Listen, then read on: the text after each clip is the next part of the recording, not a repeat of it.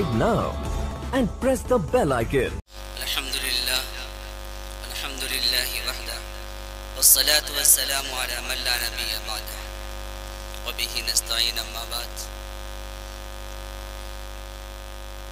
A'udhu billahi minash shaitanir rajim. Bismillahir rahmanir rahim. يا أيها النبي قل لأزواجك وبناتك ونساء المؤمنين يدنين عليهن من جلابيبهن ذلك أدنى أن يعرفن فلا يؤذين وكان الله غفورا رحيما. وقال في موضع آخر: الله الذي خلقكم من ضعف ثم جعل من بعد ضعف قوة ثم جعل من بعد قوة ضعفا وشيبة يخلق ما يشاء وهو العليم القدير. صدق الله العظيم. وقال النبي صلى الله عليه وسلم: ألا كلكم راع وكلكم مسؤول عن رعيته او كما قال علیہ الصلوۃ والسلام. معزز سامعین، بزرگان محترم، چونکہ وقت تو مجھے بہت ہی کم دیا گیا اور وقت بتا کر مجھے گویا باندھ دیا گیا ہے اس دائرے میں. باتیں دل میں بہت ساری تھیں، آپ کے سامنے ہم سب کے سامنے جو آنی چاہیے تھی. خیر، دعا کیجئے کہ اللہ تعالیٰ میری زبان سے حق بات اور سچ بات. اور حضرات گرامی، میں یہ کہنا چاہتا ہوں کہ دیکھ رہا ہوں کہ لوگ آمد و رفت کا سلسلہ جاری کر رہے ہیں، لیکن حضرات گرامی میں یہ کہنا چاہتا ہوں کہ شاعر اسلام کو آپ سنیں گے تو جو علماء اکرام بیٹھے ہوئے ہیں ان کو کون سنیں گے؟ ان کو سننے کے لیے کوئی فرشتے آئیں گے کہ آپ لوگ سنیں گے؟ تو حضرات گرامی میں یہ کہنا چاہتا ہوں کہ آپ لوگ آمد و رفت کا سلسلہ جاری نہ کریں، بلکہ جس طریقے سے آپ توحید انور کو سنے ہیں ماشاءاللہ ایک سے ایک شاعر اسلام میری فہرست میں ہے. تو اس لیے آپ بیٹھے اور اطمینان و سکون کے ساتھ بیٹھے. ابھی پورا مجمع اور پورا ٹیلر باقی ہے، تو اس لیے ابھی یہ ایک نمونہ سا تھا، لیکن ابھی پوری فلم باقی ہے. تو اس لیے میں کہنا چاہتا ہوں کہ آپ تمامی حضرات بیٹھے اور پورے توانائی کے ساتھ آخر تک پروگرام چلنے دیں اور ہمارا ساتھ دیں. تو میرے معزز، میرے محترم، میں ابھی آپ کے سامنے قرآن پاک 22 پارے کی آیت تلاوت فرمائی، اس کے بعد ایک ایسے پارے کی بھی ایک آیت تلاوت فرمائی. پہلی آیت میں اللہ تعالیٰ نے پوری انسانیت کو جو حکم دیا ہے وہ پردے کے سلسلے میں مخاطبین اولین پیارے نبی صلی اللہ علیہ وسلم ہیں، پر ثانیاً ہم سب ہیں. چونکہ قرآن کہتا ہے لَقَدْ كَانَ لَكُمْ فِي رَسُولِ اللَّهِ أُسْوَةٌ حَسَنَةٌ، کہ پیارے نبی صلی اللہ علیہ وسلم کی زندگی ہمارے لیے نمونہ اور آئیڈیل ہے. چنانچہ پیارے نبی صلی اللہ علیہ وسلم سے قرآن پاک میں اللہ رب العزت یہ خطاب فرمایا کہ یا ایھا النبی قل لازواجک وبناتک، اے نبی آپ اپنی بیویوں سے کہہ دیجئے اور بیٹیوں سے کہہ دیجئے.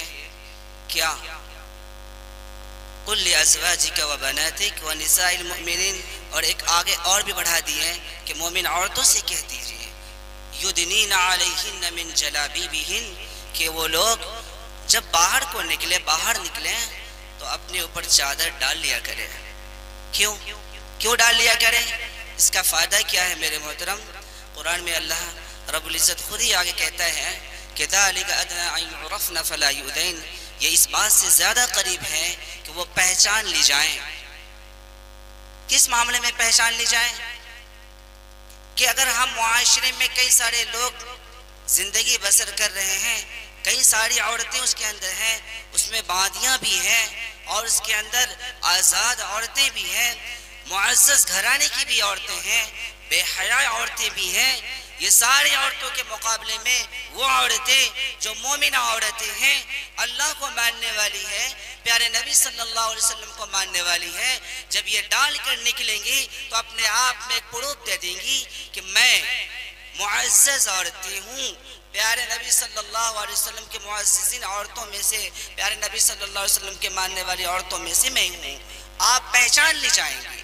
تو آپ اپنے بیویوں سے کہہ دیجئے اور اپنی بیٹیوں سے کہہ دیجئے اور مومنہ عورتوں سے کہہ دیجئے کہ جب باہر کو نکلے تو پردہ ڈال لیا کریں۔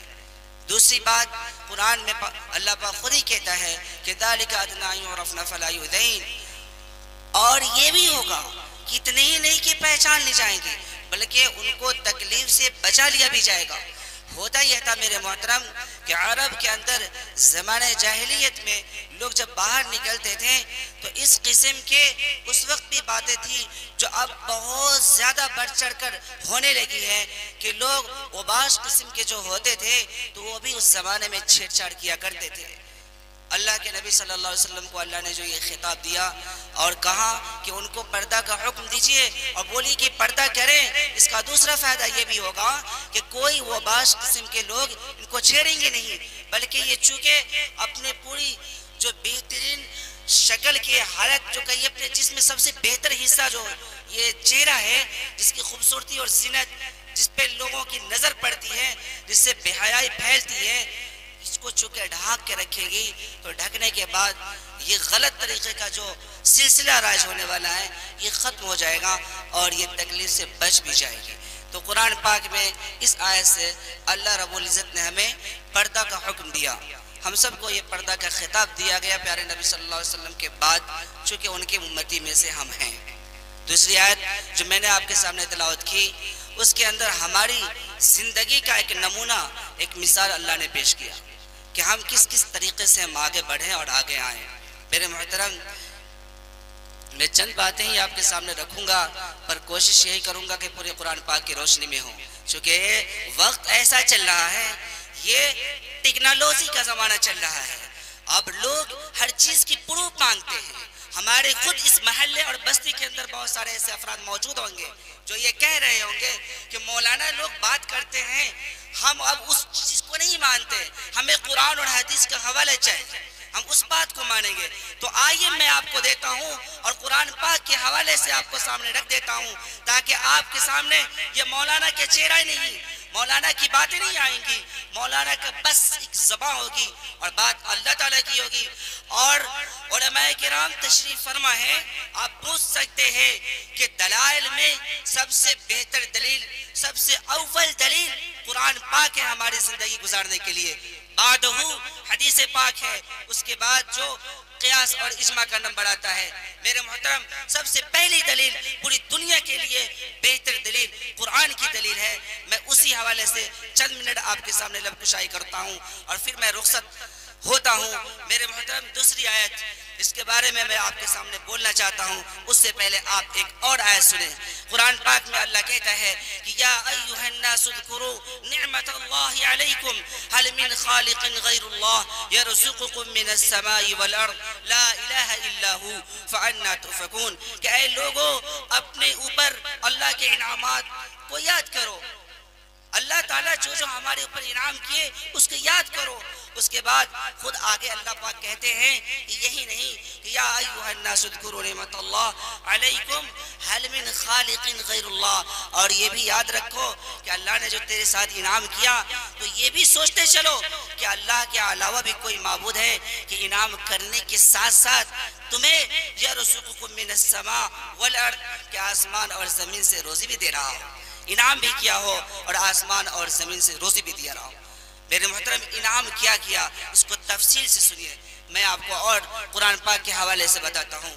اللہ الذی خلقکم من ضعف، انعام یہ ہے کہ اللہ تعالیٰ نے ہمیں کمزور بنا کے پیدا کیا، کمزور دو طریقے سے بھی، آپ خود بھی تجربہ کار ہیں، آپ اس عمر کو پہنچ چکے ہیں، اگر جو بھی یہاں پہ صاحب اولاد ہیں تو یہ سوچ سکتے ہیں کہ اللہ الذی خلقکم من ضعف، کہ اللہ وہ کون ہے کہ جس نے ہمیں کمزور شے سے پیدا کیا ہے۔ کمزور سے، چاہے ہم نطفے کی شکل میں لے لیں یا اپنے بچپنے کی حالت کو لے لیں، یہ دونوں حالت میں میرے محترم ہم کمزور تھے۔ اللہ نے کہا کہ اللہ وہی ہے جس نے تمہیں کمزور پیدا کیا۔ اللہ الذی خلقکم من ضعف ثم جعل من بعد ضعف قوة، اور اللہ وہی ہے جو تمہیں اس کمزور کے بعد پھر طاقتور بھی بنا دیا، طاقت بھی دے دی۔ میرے محترم ہم بچے تھے، بچے سے آگے بڑھے اور اس کے بعد ہم تھوڑا سا اور آگے بڑھ گئے، اس کے بعد بولنے لگے، سوچنے لگے، کسی سے باتیں بھی کرنے لگے۔ ابھی آپ شاعر صاحب کی آوازیں بھی سنیں، یہ کیا ہے؟ بچپن سے آگے کا مرحلہ ہے۔ اس کے بعد ہم طاقت بھی ہو گئے، طاقت ہونے کے بعد کئی سارے لوگوں کو اپنے چٹکی پہ مسلے بھی لگے۔ اللہ الذی خلقکم من ضعف ثم جعل من بعد ضعف قوة، اللہ نے ہمیں طاقت دے دی۔ اللہ وہی ہے جس نے کمزور سے بھی طاقتور بنا دیا۔ اتنے ہی نہیں میرے محترم، قرآن کے حوالے سے سنیے، آگے اللہ کہتا ہے اللہ الذی خلقکم من ضعف ثم جعل من بعد ضعف قوة ثم جعل من بعد قوة ضعفا، کہ اللہ کا چمتکار دیکھو کہ اللہ تمہیں کمزور بنایا اور کمزور سے پھر طاقتور اور طاقتور سے پھر کمزور بنا دیا۔ میرے محترم وہ میرا بڑھاپا ہے، وہ میرا بڑھاپا ہے کہ اللہ نے کمزور سے پیدا کیا، طاقتور بنا دیا، پھر بڑھاپے میں ڈال دیا۔ یہ اللہ وہی ہے جو یہ چمتکار ہمارے جسم میں کیا۔ یا ایھا الناس اذکروا نعمت اللہ، اے لوگو اپنے اوپر اللہ کے انعامات کو یاد کرو۔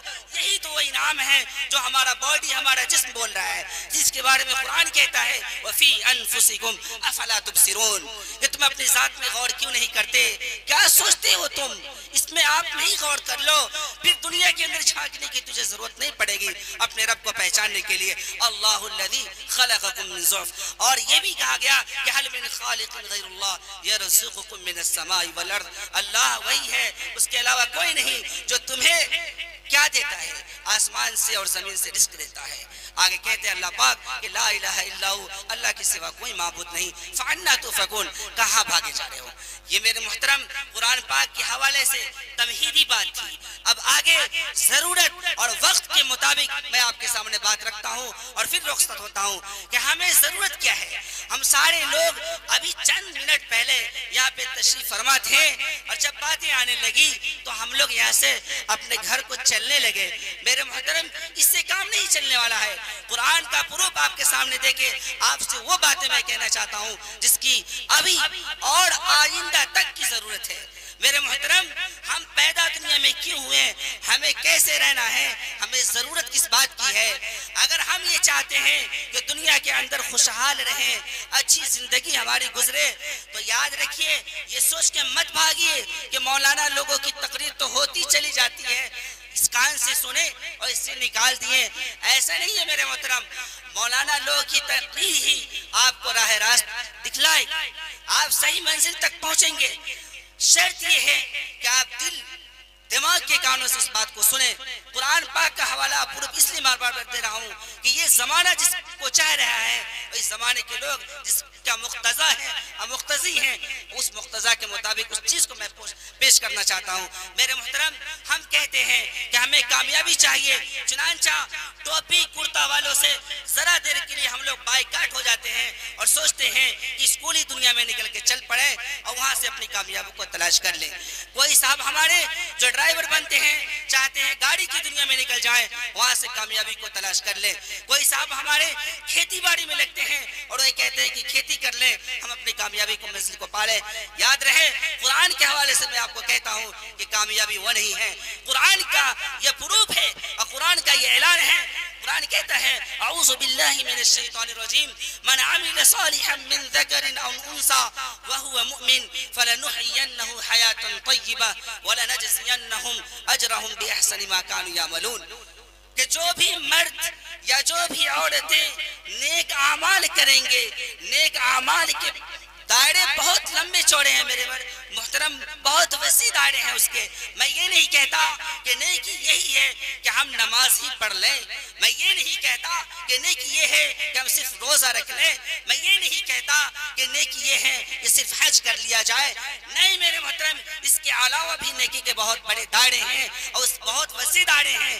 نیکی یہ بھی ہے کہ ہم غریبوں کی مدد کر دیں، نیکی یہ بھی ہے کہ ہم بچوں کی تعلیم کی ذمہ داری لے لیں، نیکی یہ بھی ہے کہ غریب لڑکیوں کی شادی کرا دیں، نیکی یہ بھی ہے کہ گردے کو اٹھا دیں، نیکی یہ بھی ہے کہ ہم بہتر ڈرائیور بن کے دینداری طریقے پہ ڈرائیورنگ کر لیں، نیکی یہ بھی ہے کہ دیندار ڈاکٹر بن جائیں اور دینی اعتبار سے لوگوں کا علاج کرے، نیکی یہ بھی ہے کہ ایک دیندار ماسٹر بن جائیں اور اس اعتبار سے اپنے بچوں کی رہنمائی کرے، نیکی یہ بھی ہے کہ اپنے بچوں کو دین و دنیا دونوں سکھا کے آگے بڑھائیں، نیکی یہ بھی ہے کہ معاشرے میں اگر بوڑھے ہیں، ضعیف ہیں تو اپنے بچوں کی نگرانی کر دیں، نیکی یہ بھی ہے کہ ہمارے سامنے کوئی جوا یا شراب پی رہا ہو تو اس کو ہم بتا دیں، سمجھا دیں۔ میرے محترم نیکی یہ بھی ہے، میں یہ نہیں کہتا کہ نیکی صرف نماز میں ہے، میں یہ نہیں کہتا کہ نیکی صرف روزہ کے اندر اور حج اور زکوٰۃ کے اندر ہے، نہیں میرے محترم، یہ ارکان اسلام میں سے یہ ضروری ہے، پر اس کے بعد نیکی اور بھی ہے، اس کو بھی ڈھونڈیے اور تلاش کیجئے۔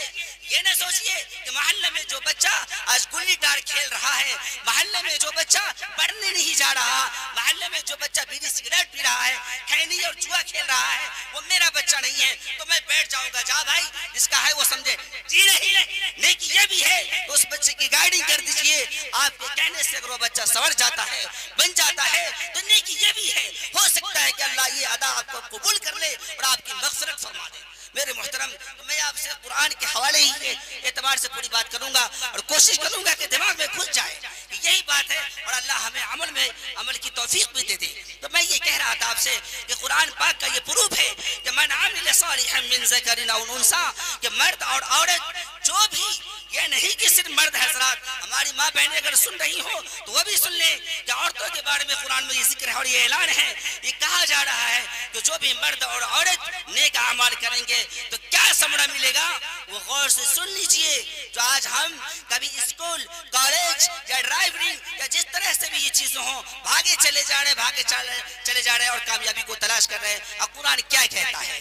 قرآن کہتا ہے کہ من عمل صالحا من ذکر او انثی وهو مؤمن، کہ اگر کوئی بھی ایمان والا مرد یا ایمان والی عورتیں نیک اعمال کرے گا فلنحینہ حیاتا طیبہ، اللہ تاکید کے ساتھ کہتا ہے اور بالکل مؤکد کر کے اپنی بات کو پیش کرتا ہے کہ ہم اس کی دنیاوی زندگی کو چمکا دیں گے، دنیاوی لائف کو ہم اچھا بنا دیں گے۔ قرآن میں اللہ کہتا ہے، کیا اللہ کی بات غلط ہو سکتی ہے؟ میرے محترم، پوری دنیا کے لوگ اگر غلط بول سکتے ہیں تو مانا جا سکتا ہے، پر اللہ اور اللہ کی کلام کے سلسلے میں اگر کوئی ایک لفظ کشائی بھی کرے گا، غلط بیان نہیں کرے گا تو اس کی زبان کھینچ لی جائے گی۔ اللہ کبھی غلط نہیں اور اللہ کی بات بھی کبھی غلط نہیں ہو سکتی۔ قرآن کا پروف ہے کہ میں پہلے ہی نمبر پہ اللہ کہتا ہے کہ اس کی دنیاوی زندگی اور دنیاوی لائف کو چمکا دیں گے۔ دوسرے نمبر پہ اتنا ہی نہیں ہے، آگے خود اللہ فرماتے ہیں کہ میں اتنا ہی بدلہ نہیں دوں گا اس نیک کام کرنے والوں یا ان نیک کام کرنے والی عورتوں کو، بلکہ اس کا آگے اور دیتا ہوں وَلَنَجْزِيَنَّهُمْ أَجْرَهُمْ بِأَحْسَنِ مَا كَانُوا يَعْمَلُونَ، کہ ہم انہیں بدلہ دیں گے، بہت بہتر بدلہ جو یہ کر رہے ہیں دنیا میں، اس کا بہت بہتر بدلہ آخرت میں بھی دیں گے۔ پھر ہمیں چاہیے کہ ارے ہم دنیا میں آنکھ کھولے تو ہمیں تو بس یہی چاہیے تھا کہ دنیاوی زندگی، دنیاوی لائف میری چمک جائے اور آخرت میرا سنور جائے۔ دونوں کا پروف تو قرآن دیتا ہے کہ آپ یہ کام کر لیں اور آپ ایسا ہو جائے۔ میرے محترم، قرآن کا 18واں پارہ میں شروع ہی آیت میں اور صاف لہجے میں اللہ نے کہا ہے کہ نیکی اور کامیابی کیسے مل جاتی ہے، لوگ دنیا میں اور آخرت میں کامیاب کیسے ہو جاتے ہیں۔ حافظ قرآن بیٹھے ہوں گے، ان سے آپ پوچھ لیں گے، یہ بنی بنائی یا رٹائی بات میں آپ سے نہیں کہتا، اللہ کا فضل ہے ہر محلے میں کچھ نہ کچھ حافظ قرآن موجود ہوتے ہیں۔ آپ پوچھیں گے، قرآن کہتا ہے قد افلح المؤمنون الذین هم فی صلاتهم خاشعون، کہ بلا شبہ یقیناً مومن لوگ کامیاب ہو گئے۔ میرے محترم، اب آپ کہیں گے کہ نمازی بھائی صاحب کو تو میں دیکھتا ہوں یہ پٹیشن ہے، نمازی بھائی صاحب کو تو دیکھتا ہوں تو بالکل عجیب و غریب حالت ہے ان کی، آپ کہتے ہیں کہ کامیاب ہو گیا۔ جی کہتا ہے اللہ اور یہ ہو کے رہے گا، اور ایسا ہے بھی۔ اگر کوئی آدمی نہیں مانے تو غور کر کے ان لوگوں کو دیکھے جو سچ مچ بہتر طریقے سے جیسا اللہ نے کہا ہے ویسا نمازی بن کے کسی نے بتایا ہو، اگر وہ ایسا کہتا ہے تو یقیناً وہ کامیاب ہے۔ کیسا نمازی ہونی چاہیے؟ قرآن کہتا ہے اسی آیت کے اندر اگلی آیت میں کہتا ہے اللہ کہ الذین هم فی صلاتهم خاشعون، کہ وہ مومن کامیاب ہو گئے جو نماز ادا کرتا ہو تو خشوع اور خضوع کے ساتھ ادا کرتا ہو. ایسا نہ ہو کہ کھڑا ہو نماز میں کہ تسبیحات اور مندحات. ایسی بات نہ ہو کہ نماز میں کھڑا ہو اور دکانداری کا حساب و کتاب چل رہا ہو. جی نہیں، قرآن کہتا ہے الذین هم فی صلاتہم خاشعون، کہ وہ نمازی ایسا ہو کہ خشوع اور خضوع کے ساتھ نماز ادا کرتا ہو. یہ پہلی صفت ان مومن کے بارے میں جو کامیاب ہو چکے ہیں، جس کے بارے میں اللہ گارنٹی دے چکے ہیں کہ یہ کامیاب ہے. دوسری صفت کیا ہے؟ اللہ خود کہتا ہے کہ الذین هم فی صلاتہم خاشعون والذین هم عن اللغو معرضون، کہ اتنے ہی نہیں کہ وہ مومن کامیاب ہو گئے جو لغو جو بھی بات ہو اس میں نہ دین کا فائدہ ہو نہ دنیا کا، ان سب سے اعراض کر رہا ہو، بچ رہا ہو دنیا میں. اب کوئی صاحب کہیں گے کہ وہ مولانا صاحب یا وہ محلے کے ڈاکٹر صاحب یا ماسٹر صاحب وہ نمازی ہیں اور اسی حالت ہے. میرے محترم، تو آپ اللہ کی صفات پہ آئیے نا، اللہ نے جو بتایا اس پہ آئیے نا. اس ڈھنگ سے اگر کوئی آدمی کر کے اس کے بعد بھی اگر فرٹیچر ہے دنیا میں تو مجھے کہیے.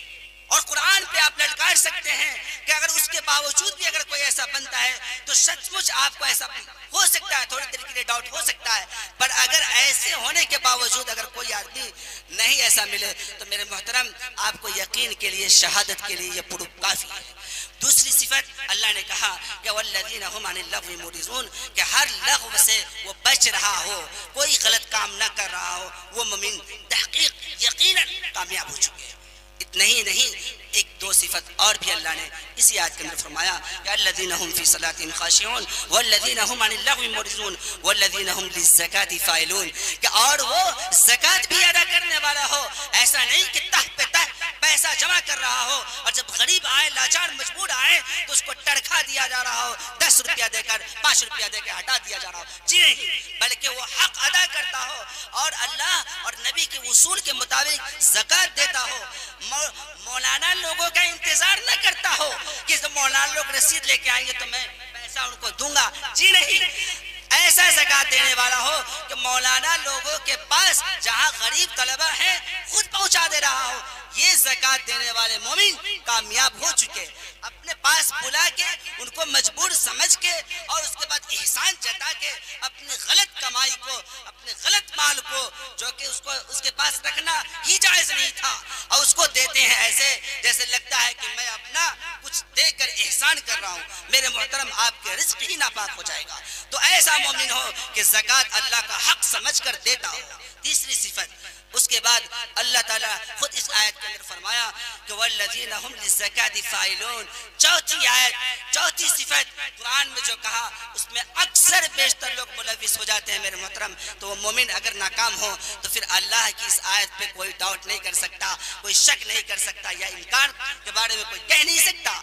چوتھی صفت کیا ہے؟ والذین هم لفروجہم حافظون، اور وہ اپنے شرمگاہوں کی حفاظت کرتا ہو. ایسا مومن ہو اور یقیناً وہ کامیاب ہو چکا ہے.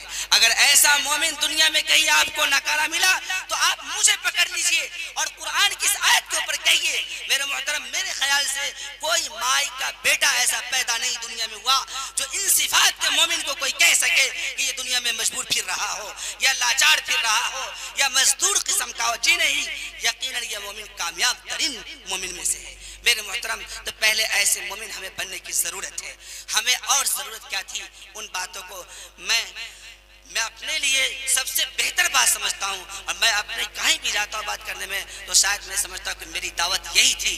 وہ دعوت میں آپ کے سامنے پیش کرتا ہوں. میرے محترم، کامیابی کی یہ میں سارے پروف آپ کے سامنے دینے کے بعد اب ہمیں کرنا کس ڈھنگ سے ہے وہ کام آپ سن لیجئے. یہ بھی قرآن کے حوالے سے میں ایک پوری کوشش کروں گا کہ الگ بات کوئی نہ جائے تاکہ آپ لوگ کو کبھی کہنے کا موقع نہ ملے کہ شاید ایسے بنی بنائی بات بول کے چلے گئے. نہیں میرے محترم، میں پہلے بھی لوگوں سے کہہ چکا کہ ہر آدمی چاہتا ہے کہ ہم اچھی زندگی گزار لیں.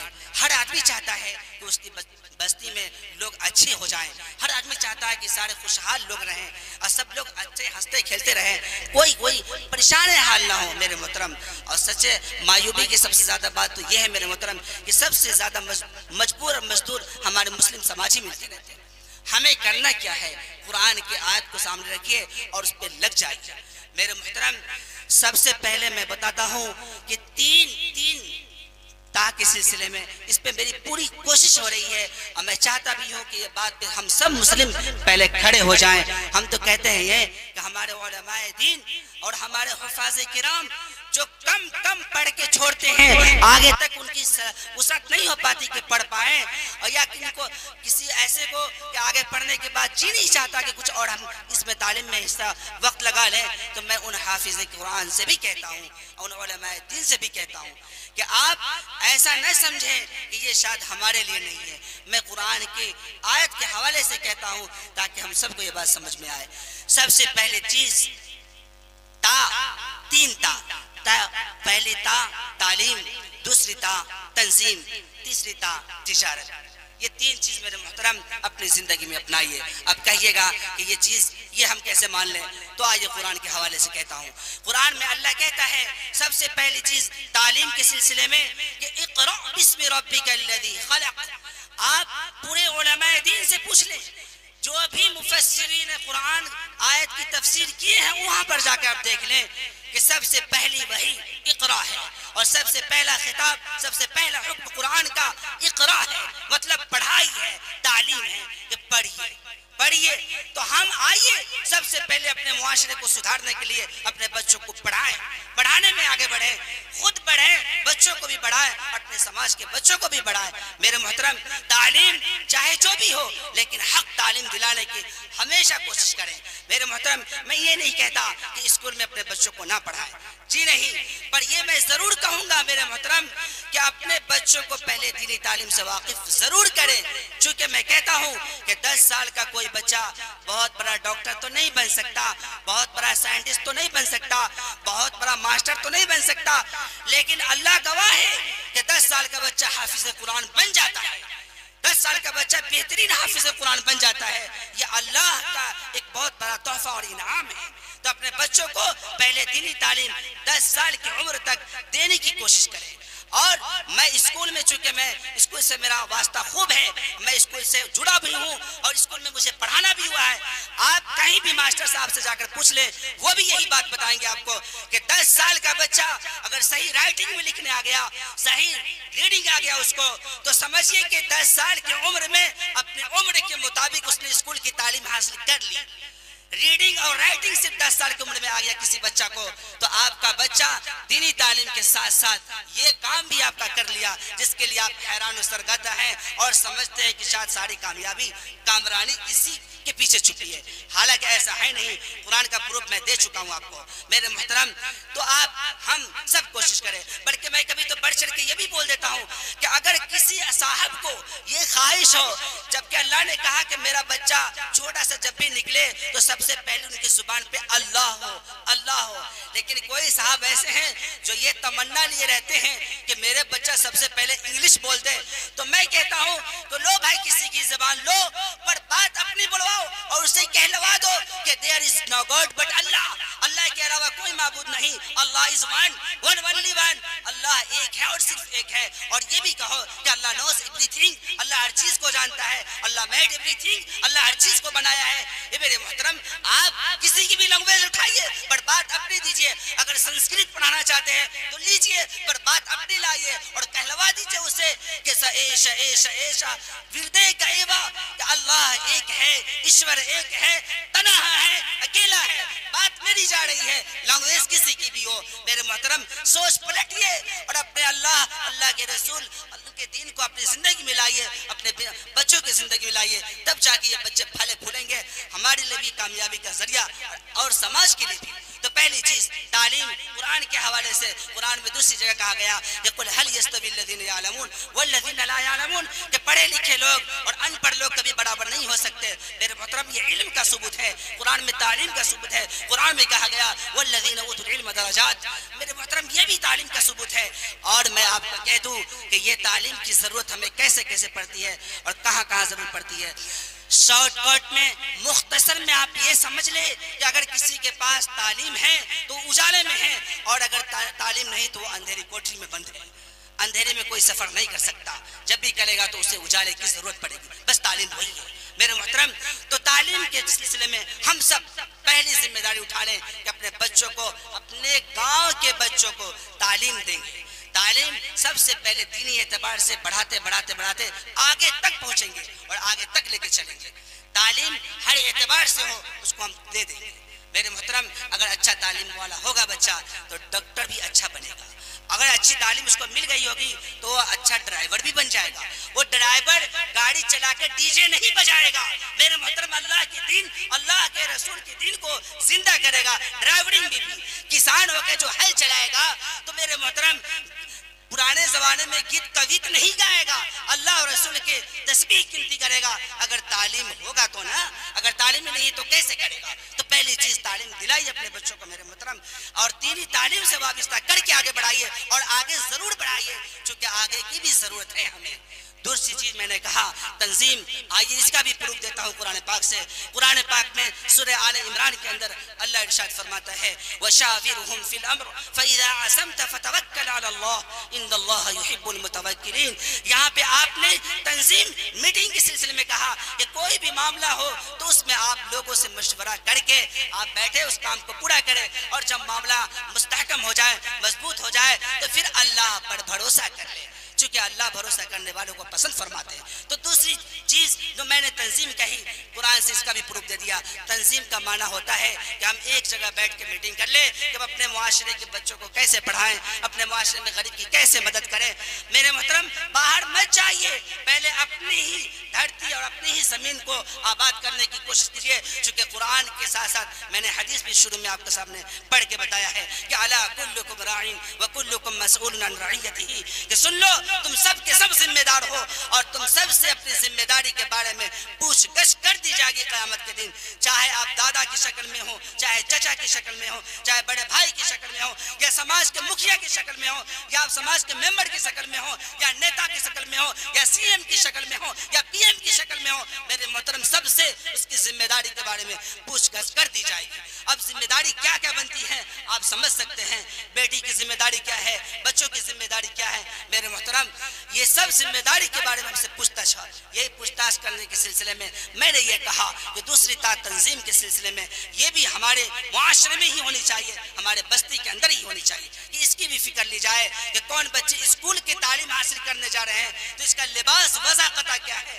ہمارے معاشرے میں برائی کیسے کیسے پنپ رہی ہے، اس کا روک تھام بھی کرنا ہے۔ اور اس کے لیے میں آگے نشانہ بناؤں گا کہ سب سے پہلے پیش قدمی کن کو کرنا پڑے گا۔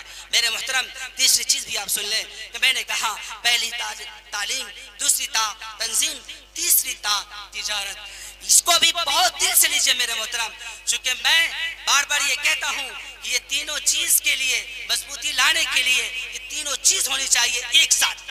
اگر کوئی کہا کہ صرف میں پڑھ لکھ لوں اور اس بستی کو آباد کر دوں تو ایسا نہیں ہے۔ ہمارے بہت سے بڑے پیسہ والے لوگ جو ان پڑھ ہوتے ہیں اور اگر پڑھے لکھے نہیں ہوتے، میرے محترم اس سلسلے میں بات بتا رہا ہوں کہ اگر بہت زیادہ پڑھے لکھے وہ اور ایک ان پڑھ ہے وہ، اگر ان پڑھ کے پاس پیسہ ہے وہ خدمت کر لیتا ہے، اب پڑھا لکھا کے پاس پیسہ نہیں ہے تو آج بھی دیکھیے گا matric pass, inter pass, B A pass, D L Ed pass, B Ed pass, اس کے بعد پی ایچ ڈی بھی کیا ہوا بچہ جب تک جاب نہیں ملتا ایک روپیہ بھی کسی کی مدد کرنے کے لائق نہیں ہوتا۔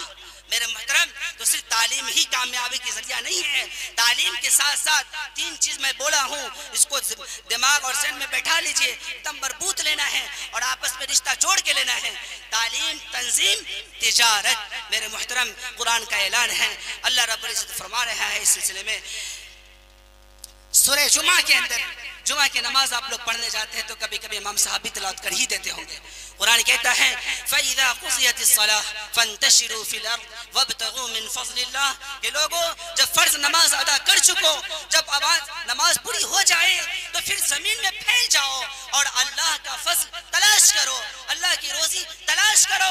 میرے محترم، کہیں یہ نہیں کہا گیا کہ فرض نماز کی جب ادائیگی ہو جائے تو تم مسجد میں رات تک بیٹھ کر تسبیح پڑھتا رہو، ایسا نہیں ہے، چونکہ اللہ کے نبی کا یہ خود حکم ہے اور اللہ کے نبی کا ارشاد بھی ہے کہ طلب کسب الحلال فریضہ بعد الفریضہ، حلال کمائی کی تلاش کرنا فرض ہے، فرض نماز کے بعد۔ میرے محترم، تو یہ تیسری چیز تجارت ہے۔ اب میں اپنے لوگوں کو، اپنے خاص اور مخصوص لوگوں سے بھی یہ کہنا چاہتا ہوں، ہمیں بھی ذمہ داری بنتی ہے اور آپ سب کی یہ ذمہ داری بنتی ہے کہ کوئی ٹوپی کرتا والا یہ نہ سمجھے کہ شاید ہم اس سے خالی ہیں، اور کوئی پھول پیٹ سوٹ والا یہ نہ سمجھے کہ ہم اس سے خالی ہیں. ایسا نہیں میرے محترم، سب کی یہ ذمہ داری ہے کہ تجارت ہم سب کو پکڑنا ہے، اور جب تک تجارت نہیں مضبوط کریں گے تو ہم کسی کی خدمت نہیں کر پائیں گے. معاف کیجیے گا، آج کے جو حالات چل رہے ہیں کہ ہم دینی ادارے کو بھی نہیں بچا پائیں گے اگر ہماری معیشت خود کی مضبوط نہیں ہوئی تو. میرے محترم حالت یہ چل رہی ہے، اور ہم جب ہی غریبوں کی بیٹی کی شادی کر سکتے جب میرے پاس پیسہ ہو، روپیہ ہو، غریب بچوں کو پڑھا سکتے جب میرے پاس پیسہ اور روپیہ ہو، جب ہم تنظیم قائم کر سکتے ہیں پیسہ اور روپیہ ہو. میرے محترم، تو میں نے کہا کہ تینوں چیز کو لینا پڑے گا. تعلیم بھی آنی چاہیے، تنظیم بھی ہونی چاہیے، اور تجارت بھی ہونی چاہیے. حافظ قرآن جو لوگ کم پڑھ کے الگ ہو رہے ہیں، آج میں بھائی ہونے کے ناطے سے ان سے کہتا ہوں کہ اگر آپ کی وسعت نہیں تھی آگے پڑھنے کی تو اللہ کے واسطے آپ تجارت پہ لگ جائیے، چونکہ آپ کے نبی اور ہمارے نبی نے سب سے پہلے شام کا سفر کیا ہے، اور ایک بیوہ عورت کی تجارت آپ نے کی ہے. آپ سوچیں گے تو دنگ رہ جائیں گے کہ دونوں جہاں کا سردار ہے، اور ایک بیوہ خاتون کی تجارت آپ شروع کرتے ہیں اور چلتے ہیں شام کو ایک معمولی اونٹ لے کر. ارے حافظ قرآن میرے بھائی، آپ اور ہم غور کریں، میرے نبی پیدل چل کے جا رہے تھے، پیدل چل کی تجارت آپ نے کیا ہے، ان کو شرم نہیں آئی تھی. آج ہمیں شرم آتی ہے. اگر آپ کو پڑھنا ہے تو صحیح ڈھنگ سے پوری تعلیم حاصل کیجئے، دین کی خدمت کرنا ہے تو صحیح ڈھنگ سے کیجئے، اور اگر جی نہیں مانتا، اگر جی نہیں چاہتا آگے پڑھنے کو تو اللہ کے لیے للہ آپ تجارت کیجئے. چونکہ آپ تجارت کریں گے تو ایمانداری سے آپ کی تجارت ہوگی. آپ تجارت کریں گے تو ادارہ کا فکر آپ کریں گے. آپ تجارت کریں گے تو مساجد کی فکر آپ لیں گے. میرے محترم، ہمارے وہ بھائی جو اسکول سے اور اسکولی تعلیم سے وابستہ ہیں، ان کو ہم ٹھیل ٹھال کے آگے بڑھاتے ہیں، ان کو سمجھا بجھا کے چندہ دلواتے ہیں. لیکن آپ کریں گے تو آپ کو سمجھانے کی ضرورت نہیں پڑے گی میرے بھائی، آپ کو بتانے کی ضرورت نہیں پڑے گی. آپ اللہ اور رسول کے سارے احکام کو جان چکے ہیں، اپنے بزرگوں سے، اپنے اساتذہ کرام سے آپ یہ سن چکے ہیں. اور یاد رہے کہ ہمارے اور آپ کے اساتذہ کرام کبھی یہ نہیں کہا ہے کہ آپ تعلیم حاصل کر کے مدرس ہی بنیے. جی نہیں. میں اپنے ہی حوالے سے آپ کو بات سناتا ہوں کہ جب میں بخاری شریف کے درس میں حضرت مفتی سعید صاحب علیہ رحمہ اللہ ان کی مغفرت فرمائے، آخری درس جب ان کا ہو رہا تھا تو حضرت نے بچوں سے خود پوچھا تھا کہ آپ سب میں بتائیں کہ آپ سبوں کی کیا رائے ہے، آپ پڑھ کے کیا کریں گے. میرے محترم، آپ باضابطہ یہ لفظ بتایا تھا آپ نے کہ جس بچے کی بھی نیت یہ ہے کہ وہ معیشت مضبوط کرے تو اللہ کے واسطے وہ دینی درسگاہ میں قدم نہ رکھے، چونکہ ان کا مزاج ہمیشہ معیشت پر ہوگا تو دین کا نقصان ہوگا، اس سے میرے محترم دین کا فائدہ نہیں ہوگا. آپ مدرسے کے اندر اپنی معیشت مضبوط نہیں کر سکتے. مدرسے میں دل جگر والا چاہیے، جو بچے کا معاشی حالت مضبوط ہو، وہ صحیح ڈھنگ سے دین کی خدمت کر سکتا ہے. نہیں تو میرے محترم وہ جائے گا بات لینا نہ خواستہ جائے گا، اور جائے گا وہاں مروڑ دے گا، دین کو توڑ دے گا. میرے محترم، اس لیے اگر دین کے صحیح جذبہ لیے ہیں تو قدم رکھیے اس کے اندر، نہیں تو اللہ کے واسطے آپ تجارت کو فروغ دیجئے اور اس میں لگ جائیے، اور پھر مضبوطی میں لے آئیے، اور پھر اپنے ادارے کی خدمت کریے. چونکہ آپ نے اپنے اس اساتذہ کو بھی دیکھا ہے جو 12 بجے 11 بجے رات میں ایک ٹوٹی پھوٹی بوریا پہ بیٹھ کے اور آپ کو پڑھایا ہے، آپ کو سمجھایا ہے، آپ کو کھانے کا سلیقہ سکھایا ہے، بولنے کا سلیقہ سکھایا ہے. میرے محترم، آپ کے وہ اساتذہ جس کا درد آپ جانے ہیں، کوئی اور لوگ نہیں جانا ہے، تو آپ جو کر سکتے ہیں وہ کوئی نہیں کر سکتا. اس کے بعد پھر آپ اپنے ساتھ میں لے کے پھر ان لوگوں کو بڑھیے اور آگے بڑھائیے بھی. چونکہ قوم کا رہبر جب علماء دین ہو جائیں اور صحیح علماء دین ہو جائے، بقول قاسم مجاہد اسلام علیہ رحمہ کہ فساد عالم فساد عالم ہے اور صلاح عالم صلاح عالم ہے. تو ایک درست عالم اگر دنیا میں بڑھ جائے تو پوری دنیا کے نظام کو درست کر کے رکھ جائے. تو ایسے راہبر بنیے، اور آپ پیارے نبی صلی اللہ علیہ وسلم کی اس تعلیم اور اس تربیت اور آپ کی سنت جو کہ تجارت والی ہے آپ نکلیے. اور میں اپنے اسکول کے بچوں سے ساتھیوں سے بھی یہ کہہ کے گزرتا ہوں یہاں سے کہ میرے دوست، جب تک آپ میٹرک پاس کر کے انٹر پاس بی اے اور D L Ed B Ed P H D بھی کر کے جب تک جاب نہیں ملتا تو آپ اللہ کے واسطے گھر مت بیٹھیے. تجارت میں لگیے، جاب کو چھوڑیے، پہلے تجارت میں لگیے۔ آج کے دن میں ایک ایسے صاحب کی بھی میرے پاس رپورٹ ہے میرے محترم، جو میٹرک فیل تھا اور 600 ایسے ورکر کو رکھا ہے جو دنیا کا سب سے بہترین ایجوکیشن سے جڑا ہوا ہے، وہ اس کے ماتحت میں کام کر رہا ہے۔ تو آپ تجارت اور بزنس میں آئیے، آپ کی ضرورت وہاں پہ ہے، تب جا کے آپ آگے کو بڑھائیں گے۔ اور آپ کے سامنے تو بہت بڑی مثال ایڈوانی کی ہے، جس نے آپ کو بتایا کہ کتنا پڑھا ہے، اس کی تعلیم کتنی ہے، اور آج پوری دنیا پہ مالداری کے اعتبار سے حکومت کر رہا ہے، لیکن وہ اللہ کے سامنے سر نہیں جھکاتا۔ لیکن مجھے یہ اللہ سے امید ہے کہ ہم ٹوپی کرتے والے اگر اس لائن میں چلیں گے تو ضرور اللہ کے سامنے سر جھکائیں گے اور اللہ کو خوش کریں گے۔ تو آئیے اللہ کے نبی صلی اللہ علیہ وسلم کو اس سنت جو آپ نے بتایا ہے اور آپ نے اپنی خود زندگی میں کر کے بھی دکھایا ہے اور چل کے بتایا ہے تجارت میں، اس طرح سے زندگی کو بڑھائیے اور لوگوں کو بھی اس میں جوڑیے۔ انشاءاللہ جب یہ ہم کر لیں گے تو ہمارا یہ معاشرہ غریب بھی معاشرہ نہیں رہے گا، ہمارے یہاں کی بچیاں بے بس بھی بچیاں نہیں رہے گی، ہمارے یہاں بچے لاوارث بچے بھی نہیں ملیں گے جب ہم تعلیم، تنظیم اور تجارت کو اپنا لیں گے۔ تو انشاءاللہ ضرور ہم ہر جگہ پہ، بلکہ تو میں کہتا ہوں کہ دنیا کا سب سے بہتر بستی یہ مانی جائے گی اگر اس طرح کے یہاں نوجوان پیدا ہو گئے۔ تو میں یہ چیز خاص طور پہ نوجوانوں کے حوالے سے کہا تھا اور نوجوانوں سے یہ کہتا ہوں کہ آپ کو میری بات سننے کے بعد جذبہ تو آ گیا ہوگا دل میں، پر آپ بیٹھیے نہیں، چونکہ شاعر کہتا ہے لگا دے جست دریا میں، لگا دے جست دریا میں اگر ہے طالب گوہر، لگا دے جست دریا میں اگر ہے طالب گوہر، سمندر کے نظارے سے کبھی گوہر نہیں ملتا، موتی کی تلاش ہے تو دریا میں پھانس جائیے، چھلانگ لگا دیجئے، اگر جذبہ بنا ہے تو آ جائیے اس دنیا میں اور اللہ تعالیٰ اور اللہ کے رسول صلی اللہ علیہ وسلم کے لیے اس کام کو کیجئے اور پھر ہر چیز کی حفاظت کیجئے اور آپ کے ذمے جو حفاظت آئے گی آپ بہت بہترین ڈھنگ سے اس کی حفاظت فرمائیں گے۔ اللہ ہمیں بھی توفیق دے اور سامعین کو بھی توفیق دے۔ وآخر دعوانا الحمدللہ رب العالمین۔